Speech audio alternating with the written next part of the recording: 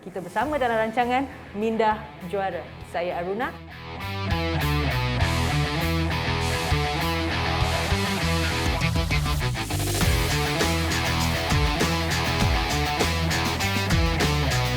Kita akan bersama-sama untuk mengenali dan mempelajari bagaimana untuk menjadi seorang juara. Bukan sahaja dari segi fizikal, tetapi juga dari segi minda anda.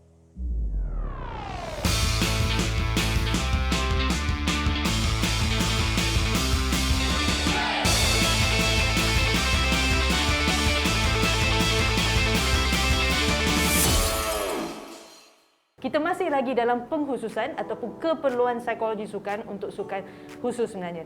So hari ini kita akan mengenali lebih lanjut tentang sukan angkat berat, iaitu sukan di dalam sukan individu di mana menggunakan kekuatan sebenarnya. So sebelum kita pergi kepada episod kita pada hari ini, saya nak mengenalkan kita punya tetamu, seorang yang bukan asing lagi dalam sukan ni sebenarnya, Puan Azura.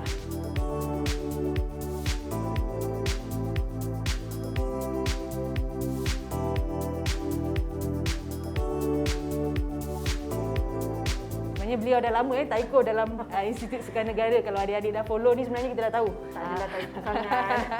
Beliau dah lama, ada hampir 12 tahun pengalaman sebenarnya, dan saya pasti banyak yang kita boleh berkongsi dalam episod hari ini. So, jom tunggu apa lagi? Kita pergi ke episod hari ini.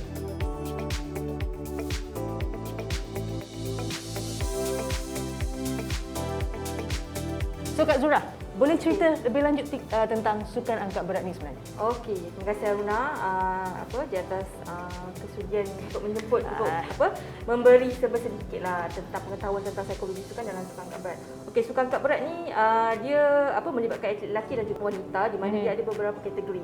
Okey, kategorinya adalah berdasarkan berat badan. Okey, kalau kata atlet perempuan tu dia bermula pada kategori 49 kg dan maksimum lebih angkatan atas 87 kg. Kalau lelaki pula dia kategori yang paling rendah sekali adalah 55 ke 56 kg. And then dia boleh mencapai kategori yang paling tinggi iaitu dalam 107 ke atas. So 107. Atas 107. Yang lain semua ke bawah, dia seorang je yang ke atas. So itu daripada segi kategori. Dan daripada segi acara pula. Okey, angkat berat ni sebenarnya setiap atlet dia akan membuat angkatan bagi dua acara. Okey, yang pertama snatch. Okey, snatch tu dia tarik dan terus angkat ke atas. Maksudnya tak ada berhenti lah. Yes, tak ada. Kalau clean and jerk pula, yang kedua clean and jerk pula, okey dia angkat dan dia tahan di bahu dan terus maksudnya daripada bawah ke sini dan terus macam tu. Okey, faham tu. So setiap atlet perlu membuat 3 angkatan bagi snatch dan diikuti lepas habis snatch tu dia akan mengangkat bagi kategori bagi acara clean and jerk lah. Sama juga sebanyak 3 angkatan. So maksudnya dalam satu competition tu dia orang kena angkat 6 kali lah. Yes, kena angkat 6 kali. Dan mata kemenangan adalah kalau dulu sebelum ni clean snatch tu ada dia punya medal. Clean and jerk ada medal dia. Dan juga, walaupun pergi satu competition ada 2 medal lah sebenarnya. Dan ada satu ketika dia sampai 3 medal sebab dia kira total juga. Tapi sekarang dia dah bertukar di mana dia ambil total. So selepas angkat 3 kali angkatan untuk snatch and then clean and jerk 3 kali, so dia totalkan pemenangan akan ditentukan melalui total jumlah keseluruhan. So maksudnya banyaklah strategi yang berubah sekarang ni kan. Okey. So kalau kata dekat Malaysia ni lah, kalau nama-nama besar lah, nama-nama kita boleh cakapkan legenda lah. Betul lah. Sebab kita pun antara penyumbang pingat di sukan Commonwealth sebenarnya kan. Kalau adik-adik pernah dengar nama Hidayat Hamidun. Of course, siapa tak dengar. Kan. Okey, sebenarnya sukan angkat berat ni dia menjadi semakin dikenali di Malaysia adalah sejak kemenangan Hidayat Hamidun ketika sukan Commonwealth 1998. Jadi selepas tu kita tidak pernah putus medal lah di peringkat Commonwealth. Betul. Sebab selepas zaman kegemilangan Hidayat Hamidun kita ada Amirul Ramizan di mana pada tahun 2002 dia telah memenangi 3 pingat emas di sukan Commonwealth. Betul. Itu antara nama-nama lah. Maksudnya tak kurang jugalah sebenarnya atlet wanita dan atlet lelaki sama naik sebenarnya, tapi mungkin kita punya projek atlet lelaki ni sebenarnya ataupun wira-wira kita dah mula daripada 1998, maksudnya kesinambungan tu dah ada kat situ, betul tak? So kalau tadi kita dah tengok banyak tentang kategori-kategori dia dan sebagainya, ataupun dengan wira-wira kita yang kita dah ada dan cara yang dimainkan. Tapi sebelum kita nak pergi lebih lanjut, kita nak ambil berehat seketika, nanti kita jumpa selepas ini.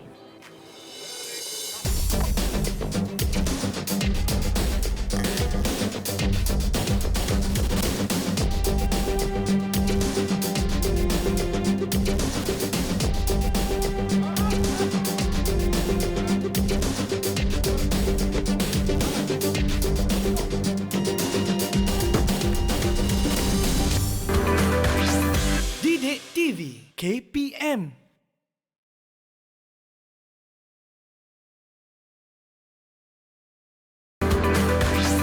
Didik TV KPM.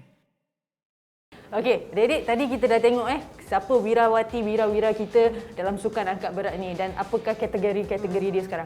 So kalau macam tadi kita dah cerita pasal dia punya kategori snatch and clean and jerk and total sebenarnya. So kalau mengikut pengalaman akak bekerja dengan atlet-atlet angkat berat ni, apakah isu-isu yang selalu timbul dengan atlet-atlet kita yang memang dah high level memang dia orang dah high level.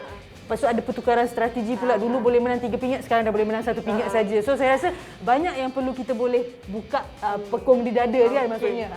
Boleh agak cerita sikit? Alright, okey. Apa yang masalah ataupun isu-isu yang kerap dihadapi oleh atlet-atlet angkat berat, bukan kata di Malaysia sajalah, di seluruh dunia, okey, adalah yang paling core ataupun utama sekali adalah apabila kegagalan untuk membuat angkatan di pentas utama. Betul. Okey. Maksudnya sebelum ni bukan kata bila untuk mengetahui adik-adik apa saja angkatan yang diputuskan untuk mereka angkat di pentas utama tu adalah angkatan yang memang diorang dah pernah angkat. Diorang dah mampu untuk angkat ketika sesi latihan ataupun ketika sesi pemanasan. Betul. Sebelum setiap kali untuk membuat angkatan. Tetapi kerap kali terjadi bila sampai je pentas utama tu, terus sama dia tak boleh angkat ataupun dah angkat tapi ada melakukan kesilapan. Jadi angkatan itu gagal lah. Betul. Angkatan itu tidak kira. So maksudnya ada boleh retry lagi tak ataupun satu kali angkatan tak tu ada. saja? Dia satu kali angkatan. Okey.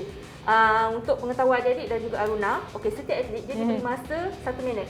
Daripada nama dipanggil untuk membuat angkatan sehinggalah dia membuat angkatan, dia hanya diberi 1 minit.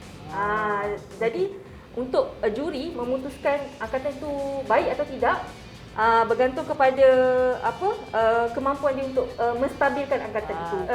Dia sampai juri pasti yang tak ada sebarang pergerakan. Maksudnya dia dah sampai dekat atas tu stable, ada whole stable. Okay, juri setuju and then juri umumkan itu adalah angkatan yang baik lah. So kalau macam kita ada berapa juri? Ada 1, 2 ataupun 3 juri ataupun gimana? Mengikut cara majoriti lah. Majoriti. Dia kenal majoriti. Okay, right. So itu kita kira angkatan yang baik. Bersih lah kita kata. Clean and jerk. Betul. Okey, kalau kata macam itu antara masalah lah. Selain daripada isu di mana tak ready dan tak boleh nak buat angkatan dan sebagainya, apa lagi yang akak nampak selalu yang terjadi? Okey, selalunya atlet angkat berat ni antara isu-isu yang kerap kali diperbincangkan adalah kurangnya kekuatan daripada segi pernafasan mereka. Seperti yang anda tahu, pernafasan adalah sangat penting. Betul. Dalam melakukan teknik angkat berat yang jaya. That's why first basic yang diorang kena tahu adalah pernafasan. Maksudnya pengawalan daripada angkatan tu sampai habis, that's one flow of the breathing lah. Kawalan pernafasan dan juga jenis pernafasan yang kita panggil performance breathing. Betul. Towards the performance. Correct. How you should breathe. Dan setiap orang perlu ada pernafasan optimal masing-masing. Jadi dia tahu kalau dia bernafas dengan teknik pernafasan begini, dia boleh berjaya mengangkat angkatan tersebut. Maksudnya sebab macam akak cakap tadi lah, angkatan tu bukannya sesuatu yang asing untuk diorang. So maksudnya pada 1 minit tu semua teknik tu perlu dilakukan dengan sebaik mungkin dan kita nak mengawal kerisauan kita ataupun kekurang yakinan kita boleh ke tak boleh ke at that moment of the doubt lah kita katakan. Jadi untuk membantu diorang mempercepatkan proses untuk memantapkan teknik pernafasan tersebut, pentingnya untuk mengaplikasikan atau mempraktikkan teknik pernafasan dalaman. Okay, kalau siri-siri yang sebelum ini ataupun kita ada mengajar tentang teknik pernafasan dalaman, teknik pernafasan keluhan, teknik pernafasan untuk meningkatkan tenaga, energizing breathing. Jadi jenis-jenis pernafasan begitu atlet ni perlu memanfaatkannya. So kena try yang mana yang sesuai dan dapatkan pandangan coach. Coach nampak ini yang sesuai dengan awak. Bila awak buat pernafasan macam ni, jadi awak dapat mengangkat dengan teknik yang bagus. Ada satu benda saya nak ingatkan sebab kerap kali dilakukan kesilapan dilakukan.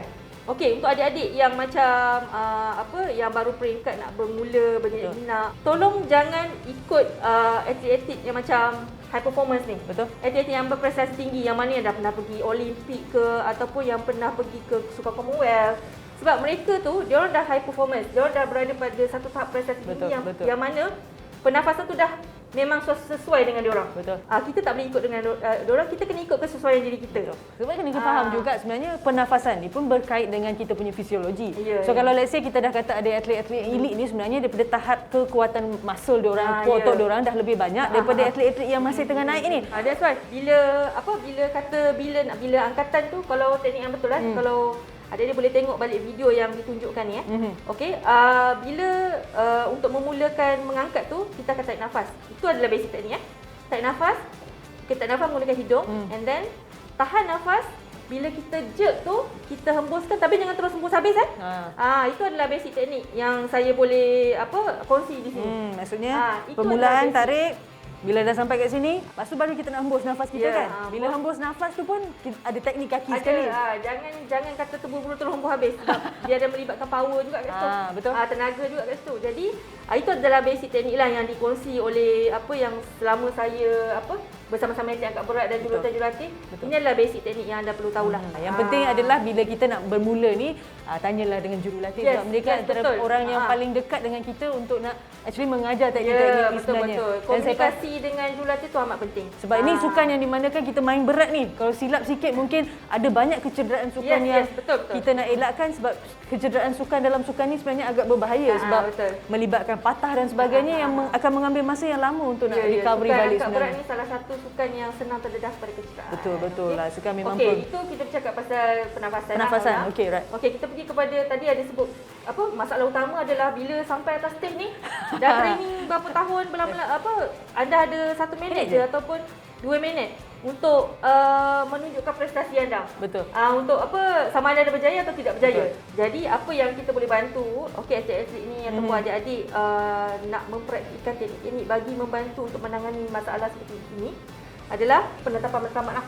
Kena tahu matlamat datang situ untuk apa.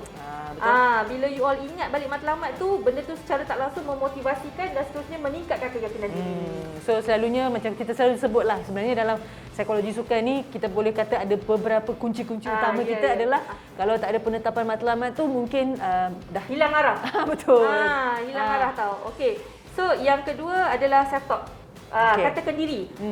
Kalau Aruna pernah tengok ataupun dia pernah tengok, pernah tak nampak atlet yang dia jerit sebelum dia angkat? Okey, itu sebenarnya salah satu cara dia nak menaikkan semangat dia ataupun meningkatkan motivasi, mengaktifkan diri dia.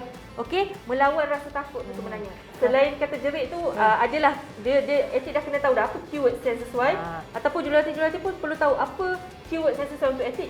Kalau nampak coach ada tepuk-tepuk, bercakap dengan nada yang intonasi yang agak keras, untuk sebenarnya tujuannya adalah untuk meningkatkan keyakinan dari atlet tu. Kita nak increase your arousal lah sebenarnya. Sebab kita tadi ada 1 minit je lagi ni dan kita ada bebanan yang sangat besar dan mungkin kita rasa mampu tak mampu. Ada persoalan mampu tak mampu kat situ, tapi kita dah pernah buat benda ni. Tapi bila kita dah ada good active arousal kita kat situ, kita dah ada flow dan angkatan tu dengan pernafasan yang betul, saya rasa angkatan tu akan jadi lebih dan cantik. Juga dengan kata lain dia dapat membantu menangani kerisauan ataupun kebimbangan betul. Of course pergi mana-mana competition pun. Of course. Tapi kita dah ada cara sekarang. Maksudnya tak adalah pergi secara tak tahu apa yang patut buat sebenarnya. So banyak yang kita dah bincang sebenarnya. Dan banyak lagi yang kita nak bincang selepas ni. Jangan ke mana, kita jumpa selepas ni.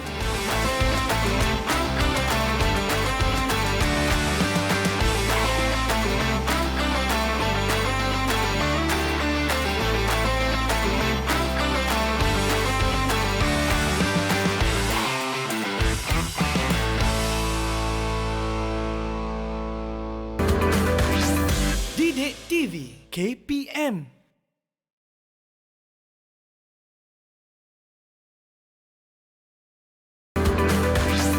Didik TV KPM.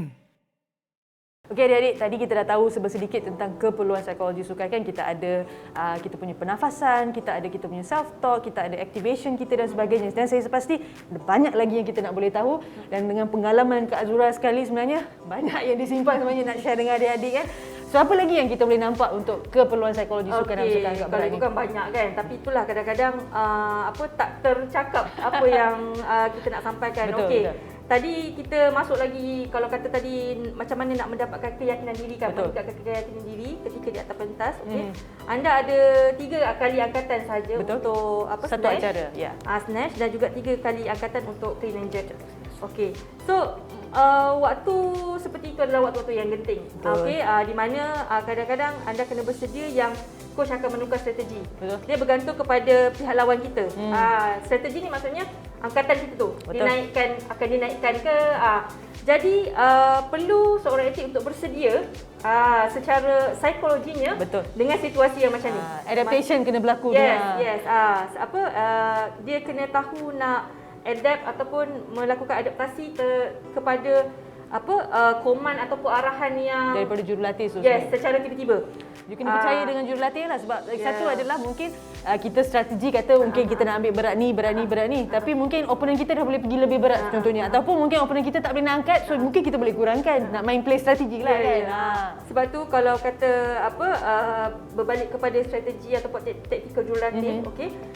Setiap benda yang jurulatih putuskan tu ada hikmah ataupun impak yang tersendiri. Betul. Jadi persediaan sebagai seorang atlet adalah kita kena selalu bersedia minda kita untuk menghadapi situasi sebegini. Jadi macam mana nak berhadapan dengan situasi sebegini adalah first komunikasi yang baiklah. Atlet dan jurulatih perlu ada komunikasi yang baik. Kena trust each other lah, kena trust each other. Ya. Sebab kalau dia tak percaya dengan keputusan yang jurulatih dia buat, jadi benda tu akan mengganggu fikiran dia. Betul. Apabila dia nak mengangkat tu. Itu Dia yang jadi dah ada doubt lah. Betul ke tak betul ni? Once you macam meragui kemampuan you, memang ataupun akan meragui kepercayaan coach tu sendiri sebab pun, dia akan berlarutan sehinggalah ke pentas utama. Betul. Itu yang jadi macam ragu-ragu. So bila ragu-ragu tak boleh angkat lah. sebab ini kita kata sebab sukan ni sebab sukan kekuatan. So ianya daripada dalaman. So kalau ada segelintir pun risau dia ataupun ragu dia, mungkin dah mengganggu lah. So kat situ dia akan bagi, itu yang bagi impak dekat dia punya keyakinan diri tu. Betul. Jadi adik-adik kena sentiasa bersedia untuk switch, untuk menukar ataupun untuk mengadaptasi dengan apa-apa saja keputusan yang diberikan. So maksudnya kalau kita kata flow dia adalah bila coach kata okey angkat berat ni, bila kita tunggu turn kita ready, 1 minit tu kita angkat clean and jerk, cantik punya cun punya, bila dah habis keluar tu je benda tu dah settle. Kita dah kena ready untuk the next one. Ready next one kita tak tahu lagi nak kena angkat berapa atau sebagainya. So kita dah kena switch mind kita terus untuk the next one kan. So sukan ni memang perlukan perubahan minda tu dengan secara konsisten. Memang. Walaupun nampak macam sebab dia bergantung juga kadang-kadang Aruna kalau banyak penyertaan so lama dah sikit proses menunggu. Betul. Tapi kalau kata penyertaan tu tidak ramai, ataupun angkatan tu dekat-dekat, sebab dia ada possibility untuk kita mengangkat back to back.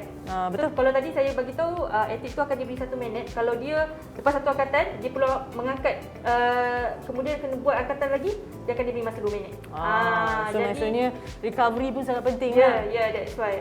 Bukan kata physical recovery je, mental recovery pun perlu. Saya rasa sukan ni memang memerlukan daya ketahanan minda yang sangat tinggi sebenarnya. Memang sebab betul. bila kita dah kata kekuatan body tu kita dah train. Tapi bila dah sampai dekat pentas tu sebenarnya ianya semuanya daripada sini sebenarnya. Betul tak? Kalau sini dah boleh, kita tak questionkan pasal kebolehan kita sebenarnya. Sebab kebolehan kita dah ada kat situ. Tapi kita nak bawa sekali seiring dengan daya tahan minda kita sebenarnya. Betul. Okey Kak. So kita dah banyak bincang pasal isu, kita dah tahu apakah rahsia-rahsia yang atlet-atlet kita dah membolehkan kita membawa pingat-pingat yang konsisten daripada arena-arena antarabangsa ni kan. Kak, boleh tak bagi tips-tips terakhir untuk adik-adik kita dekat rumah ni supaya inilah yang anda kena buat dulu? Okey, bercakap tentang tips tadi. Okey, yang pertama, first kali tentang pernafasan tu lah, mantapkan teknik pernafasan anda. Okey, jadi segalanya akan lebih lancar dan lebih mudah selepas itu. Betul. Sebab dia berkaitan dengan teknik. Betul. Okay. Dan kita boleh dapatkan pandangan jurulatih, rakan-rakan sebab diorang as a best observer dan mungkin kalau ada akses untuk psikologi sukan daripada state anda sendiri ataupun negeri-negeri anda sendiri tak salah untuk approach sebenarnya. Betul kata Aruna tu. Kalau kata anda di tempat anda ada pegawai psikologi ataupun mereka-mereka yang lebih arif tentang bidang psikologi ni ataupun kemahiran kita boleh gunakan untuk activation. Dapatkan pandangan mereka. Selain tu juga Aruna, sekarang ni banyaklah dekat YouTube. Betul. Lagi-lagi adik-adik semua sekarang banyak dan memang savior. Teknologi savior lah kita katakan. Manfaatkan sepenuhnya. Banyak sangat teknik-teknik yang ditunjukkan di YouTube ataupun di aplikasi media sosial yang lain. Betul. So dapatkan pernafasan anda dengan betul. Itu yang tips yang pertama. Yang lain semua akan follow through lah sebenarnya kan. So banyak yang kita sebenarnya boleh berborak tentang sukan ni sebenarnya kan. Tapi saya pasti kengkangan masa kita tak menyebabkan kita boleh borak lebih banyak sebenarnya pasal hari. Sebab kalau saya kata macam we can talk more about this kan. That never ending about this sebenarnya. So kalau untuk adik-adik, gunakan macam Kak Azura cakap tadi, gunakan manfaat YouTube yang ada ni ataupun mana-mana resources yang kita ada untuk meningkatkan kemampuan anda, bukan saja daripada segi capability anda daripada badan, tetapi juga dari minda anda. Semoga banyak yang kita dah share hari ini bermanfaat untuk adik-adik, terutamanya mereka yang dalam sukan angkat berat. So sehingga kita jumpa di episod akan datang. Saya Aruna dan terima kasih Kak Azura kerana sudi bersama kita pada hari ini. Sama-sama Aruna. Alright, okay. Sehingga kita berjumpa di episod akan datang. Ini Minda Juara. Apakah situasi yang kerap terjadi kepada atlet ketika di atas pentas utama? Selamat menjawab.